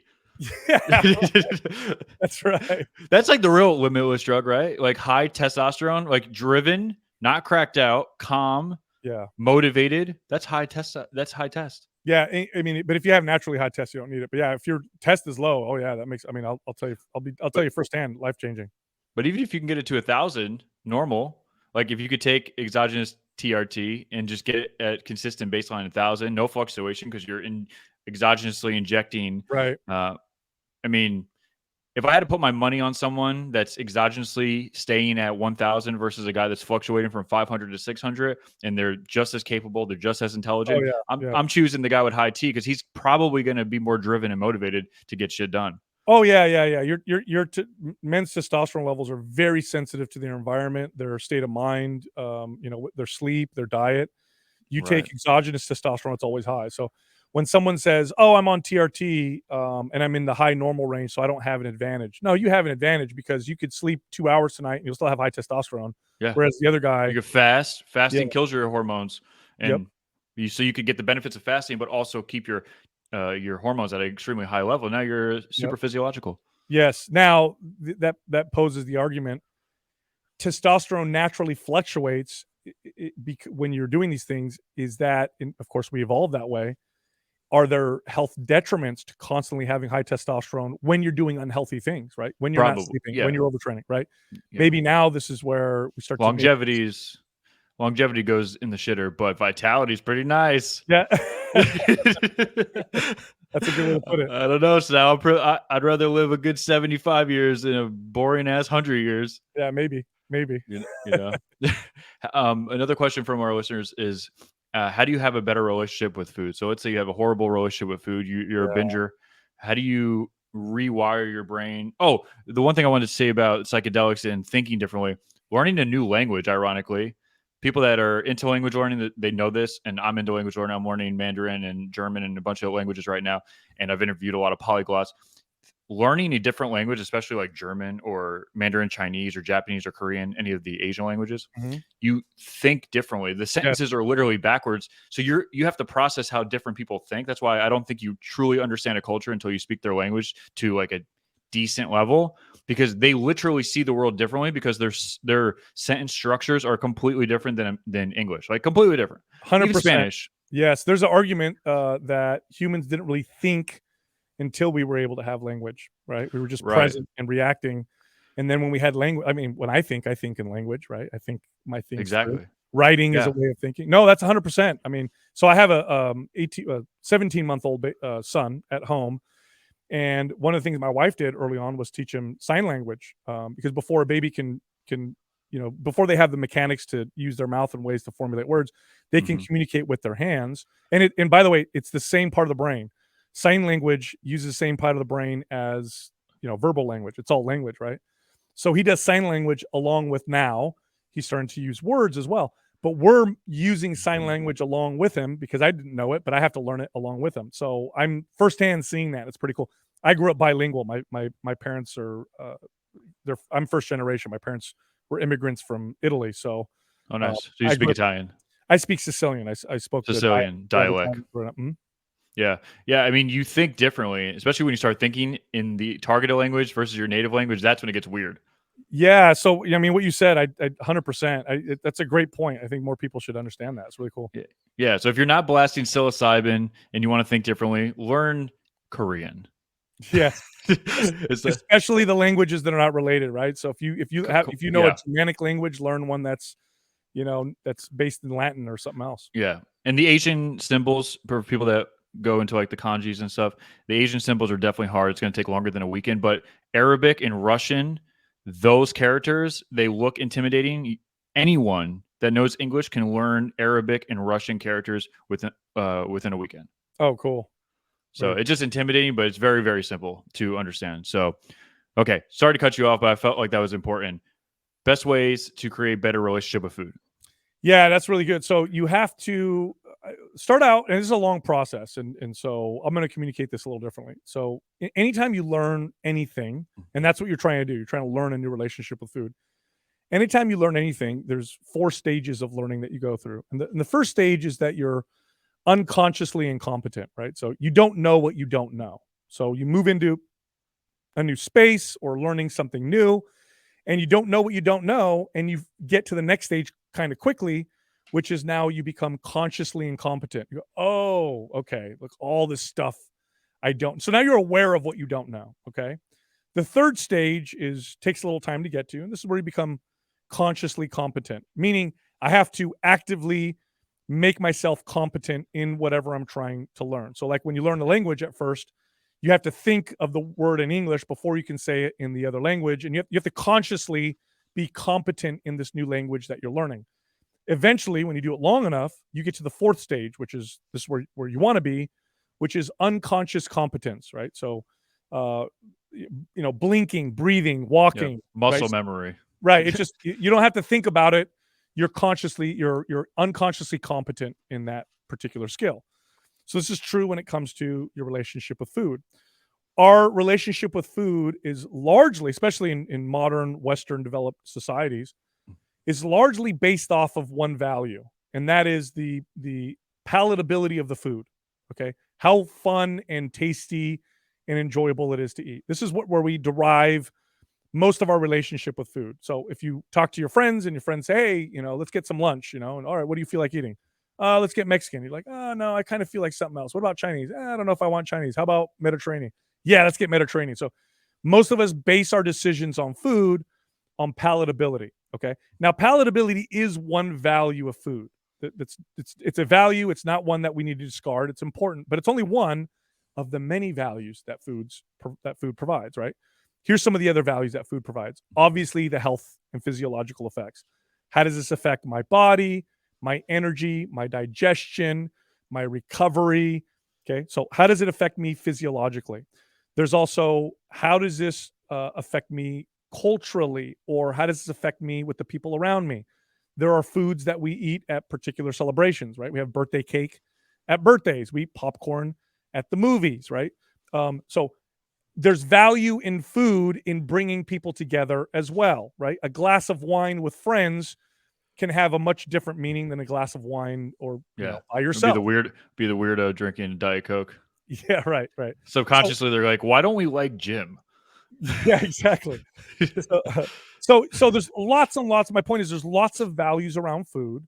And the first step is to become aware of all of the values, not just the palatability. So in order to do this, it's a little bit methodical, but you have to pay attention to the state of feeling you will have before, during, and after you eat. Okay. How do I feel right now? And really think about this. I like to tell people to write this down. Sounds like it's a pain in the ass, but writing things down, it's a great way to think because we tend to not get into thought loops. So it's like, okay, I'm hungry, or it's a craving. It's more of a craving. I feel like eating this. And you don't have to change anything. Just be honest. And then while you're eating, make sure you're not distracted. So no phone, no TV, no, magazine. Just be present with your food. This allows you to kind of, understand what's happening inside of But yourself. Sal, I'm watching Mind Pump while I'm eating this ribeye. That's the only thing that I'll say is exception. You can watch all no, but you don't. You want to stay as present as possible. So eat your food. Be present. Try not to drink any water while you eat because that tends to speed up the process. Just chew your food, be present. And then afterwards, take a few notes. How do I feel? Okay. Start there. That process alone, just doing that alone, starts to move you into a bit of a different direction. What you start to notice is, wow, that bagel I ate every morning, I think that might be what makes me feel a little bloated. Or I notice I get an energy dip after I have the soda that I have every single day. Or, wow, it looks like when I'm stressed out, I like to reach for potato chips, right? So you start to make these connections and you start to kind of figure things out, right? The next step would be to start to identify trigger foods or foods that you tend to reach for the most to self-medicate, typically when you're stressed, anxious, tired, or when you don't feel good, and to just create a barrier between yourself and that food. Not to not have it, but rather create a barrier. So let's say the food that you reach for, I'll use myself as an example. One of the foods that I have trouble, if I start eating, I'll just go until I hate myself, are potato chips. I love potato chips, okay? Doritos? Lay's potato chips. Lay's, Yeah, Lay's. just good old Lay's, right? So what I do is I don't say I can never have Lay's potato chips. Is I don't have them in the house, and I say, look, if I really want them, I'll drive a mile down the street, go to the store, and buy myself a single serving of Lay's potato chips. Now, what does that barrier do? That barrier just gives me enough time to allow me to become aware. That's all. Doesn't guarantee it, by the way, because I can become very aware. I can maintain unawareness in the car to the grocery store on the way back, right? But at least it gives me some space. It allows awareness. It gives awareness a chance to creep in. And that awareness oftentimes will make you say, do I really want that? Or, maybe I don't, or let me try something else, right? So start doing that with your trigger foods. The next step would be to start to change a few things based off of what you've become aware of, but really to start with small changes. Pick something that is something that you can change, that you can maintain forever. So that's important. What can I do now that I think realistically I can maintain forever, but also make sure it's a little challenging. Otherwise it doesn't have any meaning. Okay. So, can I just drink water every single day? Is that something I think I can do realistically forever? If your answer is yes, then I'll start there. And once that becomes second nature, once that becomes habit, then you move on to something else. That's it. That's all you got to do. Now, what that looks like is you slowly start to make bigger changes over time. You start to develop the skill of discipline. You start to become more aware. And here's my favorite part. You start to create cravings based on the other values of food. So I'll give you an example for myself. I identified years ago. So I'll sometimes battle with digestive and gut issues. If I'm ever unwell, it's my gut that I will have the problem. So I identified years ago that if I eat a large serving of well-cooked vegetables, so like really like boiled broccoli or well-cooked asparagus, my digestion is incredible. Now, do I love the taste of broccoli and asparagus? I mean, I do now, but I never did before. And it's definitely not as tasty as pizza or a cheeseburger. Not really. No. but what I did is I connected it to this improved digestion. So when I go travel, let's say I'm going to go be on a bunch of podcasts, and like recently I went to Texas and then to Florida. When I came home, what I craved the most was a big bowl of well-cooked vegetables. I literally craved those. Now, it's not because of the palatability, but because of the other benefits that it brings me that I allowed myself or worked on becoming aware of. And I literally craved it. I didn't want pizza. Now, that doesn't mean you don't identify that the pizza is going to taste good. It just means I don't want it because I know what that pizza is going to bring me aside from just, being tasty, right? Because look, here's what separates humans from animals. We don't walk around just acting on every whim or desire. We just don't do that, right? What makes us different is that we understand past, present, future. We make decisions based off those things. We can plan, we can schedule. right? If you're a good man and you're married, you don't go screwing a bunch of, random chicks because, yeah, sexually that might be fun, but totally not worth the trade-off. I don't want to, right? I know it'll feel good and fun in the moment, but do I really want to? No, I don't, right? I know if I go do a bunch of, I may know that I go do a bunch of heroin and probably feel real good for a few hours, but do I really want to do that? No, because I value these other things more. So this is how you start to develop a different relationship with food. It does take time. It isn't linear. You tend to take a couple steps back, before you take a few steps forward. But over time, you start to develop this different relationship. And what it does is it naturally builds balance. So, and what I mean by that is, if I'm going to go hang out with my friends, I haven't seen them for a while, and what's important to me at the moment is connecting with my friends. I'm going to have some wine. I might have some pizza, and we're going to have some fun. But most of the time, I'm probably going to eat healthy foods because most of the time, that's what I'm valuing. Yeah, I twist it in my mind. I'm a bit of a weirdo. Anytime I think of eating bad foods, I think of the neuroinflammation. I go, I can't have brain inflammation because then I can't think straight, and then I'll be dumb. So I kind of have this weird twisted like rewiring of brain inflammation equals Oreos don't do, and then what promotes blood flow to the brain, like drinking, Kauai Pharmacy tea or this or that or whatever. And that's kind of how because I've definitely gone on binges, especially in my 20s and stuff. And the only thing that's kept me was cognitive. I don't want to be, Well, Justin, you lift weights, right? Yeah. Yeah. One of the best things you could do for your brain, right?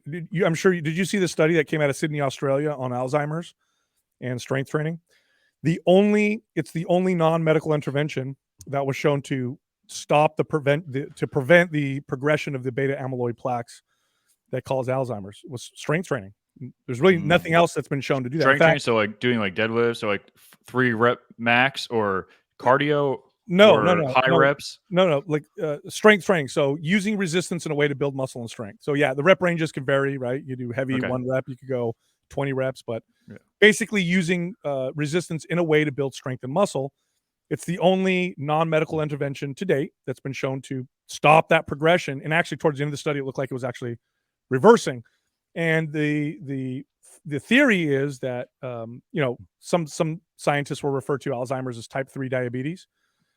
Building muscle is one of the most effective things you could do to improve insulin sensitivity. There's almost nothing that will improve insulin sensitivity as quickly as gaining a little bit of muscle.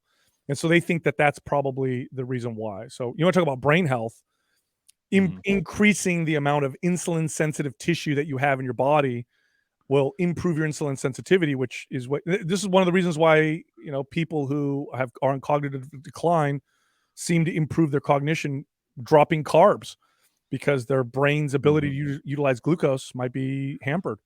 Well, why do juice heads get a bad rap for being unintelligent? Yeah, it's funny. It's funny. It's not the training that they do that makes them stupid. It's the stupid that makes them do the stuff that they do to make their body so extreme, probably. Like when you think of the smartest people, you think like the Elon Musk characters where they have like a dad bod, they're skinny, they're in the lab, they're not working out, but they're genius. And then you think of like the meathead guys at your local LA Fitness, you're like, that guy he should have 0 plaque in his brain, and he's not doing quantum physics on the weekend. No, but anybody, if they do some form of strength training, will have a healthier brain for sure. But yeah, I think pro bodybuilders are probably not the smartest people, which is probably why they're pro bodybuilders. Right. But not even pro bodybuilder, just a jack guy that goes to crunch. Yeah. Okay, so usually when you're intelligent, your insecurities don't revolve around your body, so you're less likely to go to the gym to try and get super jacked. Your insecurities may be around your cognitive ability and your mental performance, in which case you don't want to look stupid in front of your peers. Yeah, it might be less visible. You can't really tell an insecure person around their brain. Maybe when you talk to them, because they speak 2 levels above you, but no, bodybuilders you could tell. Oh, that guy's got some body image issues. Look at those traps, bro.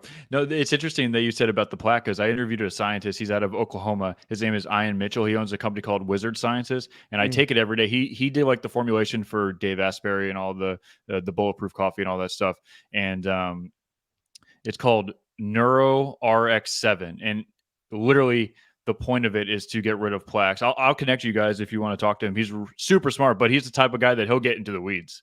Oh, interesting. Yeah, that's fun. That'll be fun. Yeah. And actually, ironically, because I found Molly from you, Molly No, it was him, and Molly introduced me to Ion, and then I connected with Ion. So Oh, cool. Yeah, yeah, please do. I'll be interested. yeah. Thank you. She said she took this stuff on stage. She's like, "What is this?" I feel limitless, and I've taken it, and it's pretty good. I usually take it every day. They send it to me, and it's pretty good. But that's the thing about the brain is you can't see it. Like, do you think have a better understanding when we can look at the brain like we look at some guy's delts? Yeah, And dude. Good luck, bro. The delt is like, I mean, the brain is the most, I should say the mind, right, is the most complex thing we know of in the universe. There's nothing more complex that we found. So yeah, good luck. You know what? That we are. I will say this. I'll make this prediction. The next 10 to 20 years, we're going to see breakthroughs in the sciences around the mind and psychology that to the likes of we've never seen before. And I think it's really going to be due to the psychedelic research on how we deal with mental issues, because the current research coming out is mind blowing. I mean, it's crazy to see people with treatment resistant depression, which basically there's nothing we can do conventionally to help these people, and see a nice chunk of them get cured with one therapy session with a psychedelic. What? Like, that's insane. It's like the cure for cancer. So I think right. we're going to see some massive Yeah, breakthroughs in understanding. like maps with psychedelics. Yes, Yeah. exactly. The last question that I have here for from the people is how can you basically gauge? He basically said, how do you gauge overtraining? Like, when do you know when do you know to pull back? Yeah, that's a good question. So let's move away from that for a second. There's optimal training volume, intensity, frequency, and then there's what you can tolerate. And everybody I should say most fitness fanatics try to get to what they can tolerate. Okay, so optimal, this is the best dose for improvements in performance and strength and muscle and fat loss and health. Tolerance is, this is the most my body can handle without me totally breaking down. Okay, when you go past tolerance, now you're into overtraining. What does that feel like? Chronic stiffness in joint pain, insomnia or sleep issues, intolerance to cold and hot, low libido, weird cravings, strength decline, performance decline, right? So if you're going backwards, you're overtraining. If you're a fitness fanatic, right? You could be going backwards because you're not working out enough, but it sounds like this person is more of a fitness fanatic. If you're improving, if you're stronger, if you're more fit, if your performance is better and you're feeling good, then adding more won't necessarily get you there any faster. So remember that. And we have a tendency to want to do more than is optimal to see what we can tolerate. Whoa, this is going to get me better results. And, I'm not overtraining, so let me just do some more. Oh, I'm still not overtraining. Yeah, but now you're improving slower because there's a trade-off, right, between recovery and adaptation. Recovery is healing. So I cut myself and my tissue heals. Adaptation is the callus that builds over that cut, so that next time I don't cut myself again, right? We want adaptation. We're not just trying to heal, right? So what a lot of people get trapped in is they work out, damage the body, heal, and then repeat the process. So they never get stronger. They never get improvements in performance. They just damage, heal, damage, heal, damage, heal. It's the breakdown recovery trap. It's like a hamster wheel, right? We want adaptation. Are you seeing any improvements? If you are not, and you're a fitness fanatic, you may need to scale back. And by the way, what is optimal changes depending on the circumstances of your life. Is if your stress goes up because you're having a tough time with your spouse, if you lose your job, if your sleep isn't good, if you're sick, if you get older, all these things will influence what's optimal, and you may need to do less if the circumstances of your life become more challenging. Don't you feel that some people, they take too much time off and they're not working? Like, I feel like the body can take a lot more than the average bro or girl is doing in the gym. The average person doesn't work out enough. So when I hear Yeah. the average person, I'm like, oh, what should I worry about? Overtraining? It's like, listen, John, you're working out once a week. I think we're okay. So yeah, so the average person just doesn't move enough. We can tolerate a lot of frequency. That's for sure. And also certain muscles too, right? Like shoulders. I have to do my shoulders 3 days in a row hardcore to feel them, like for them to be sore. So, they're getting hit with everything. They're getting hit with back day. They're getting hit with chest day. They're getting obviously hit with shoulder day. So more muscles have more durability. So do you feel that maybe something like a shoulder or a trap, you would need to literally exhaust it to see any type of growth, or else you're not doing it enough? Yeah, it depends on the individual. Obviously, bigger muscles are going to have more of a systemic effect. So if I There's a localized effect. So if I work my biceps locally, I see inflammation, I see some damage and some repair and adaptation. But then systemically, my body gets affected. A bicep workout is not going to affect me systemically as much as, let's say, a back or a leg workout. So to some extent, that's true. Intensity is what you need to really be careful for. So you can work out a lot and frequently if the intensity is modified. If the intensity is really high, then not so much. So I prefer to have people work out more frequently with lower intensity than the other way around, because I believe that and I know this, that there's benefits to frequency. I get to practice the movement more often. There's a lot of benefits to that, right? Of course, the added movement, the mental effects of being able to move. I mean, that's very understated. The mental effects, the mind muscle connection, all that stuff. So I would rather someone work out, 5 days a week with a lower intensity than 2 days a week with a higher intensity. Right, for sure. Got you. And you don't think that because the body is adaptable that you can pushing it more, that kind of like my buddy Ben Patrick, the knees over toes guy, his biggest thing is putting as much pressure on the tendons and putting as much pressure with having the knees over the toes. And everyone says, don't do that because you'll have knee damage. And now he literally can dunk. And by putting so much pressure on the tendons and muscles that it kind of evolved, and the body's adaptable. It's going to, it's not going to break. Like if you're going to die, you're going to die. But if you're not dying, it's going to reform and get stronger. Yeah, but you can take that too far, right? Right. Yes, I mean, I guess like what is the limit to like the peak? That is so individual. Right. That is very individual. I mean, I take someone who's deconditioned. It's very little. You take someone who's very advanced and you get them to improve any more, you're going to probably need to give them something they're not used to. So very individual, very tough question to answer unless I'm looking at the individual and assessing everything. But if somebody is in the gym quite often and they're pretty healthy, they have to push it pretty hard to overtrain. Yeah, you do develop your ability to recover quite a bit. Now, what you need to gain and what you need to maintain are two different things. Studies now are showing that about 1/9 the volume is required to maintain. So you may need to push real hard to move any further, but if you just want to maintain, you could do a lot less and you'll keep what you got. Right.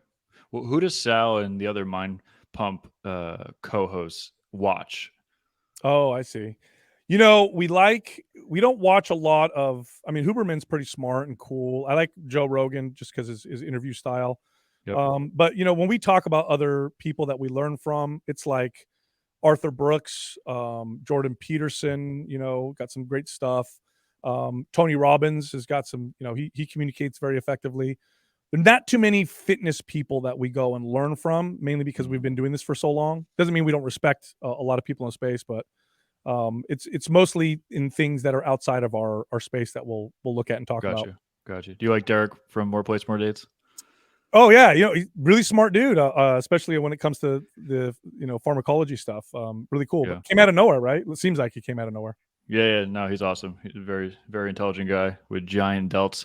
What was your take on Tony Robbins' new book? Good, bad, 10 out of 10, 5 out of 10? Oh, great. I mean, he because of his connections, he's one of the most connected people in the world, right? He was able to meet with the smartest people in each respective field and get their takes on what's cutting edge. So, I mean, someone like you'd love his book.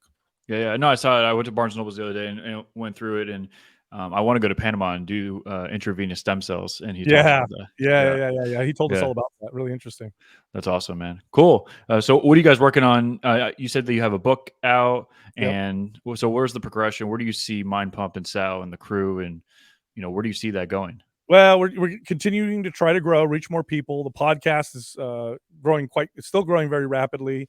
We've placed a lot of focus on YouTube over the past year and a half. So the show is now a visual show as well, and it's reaching a brand new audience. We have an investment arm of the company, just because we're older and wiser than we were in our 20s. So we're like, okay, let's make sure we take care of ourselves if this doesn't work forever.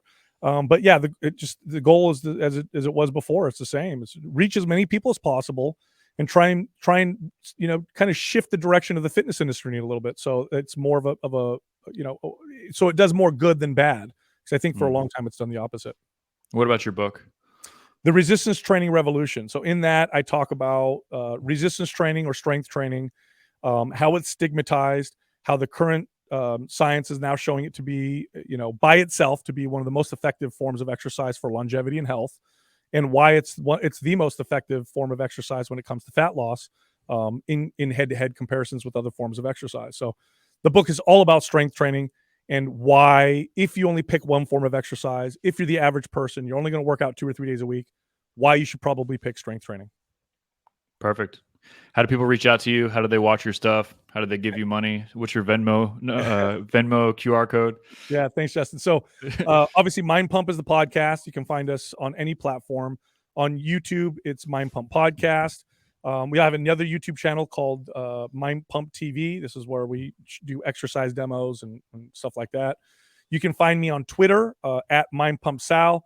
I was on Instagram and for some reason got kicked off. So now you find me on Really? Twitter. You're off. I think I connected with you on Instagram. You did, and now I'm gone. Really? Yeah. You got canceled? I did. What did you do? I'm kind of proud of it a little bit. So I don't know. I mean, you don't have to get into it, but did you say something controversial? No, I mean, they don't tell you, right? I was getting weird notifications on memes that I had posted years ago in my story, so they disappear, right? But for some reason, I was getting these warnings like, this meme is, you can't post this. And meme, so I'm like, oh great, they're after me. I think it's just go down and delete it.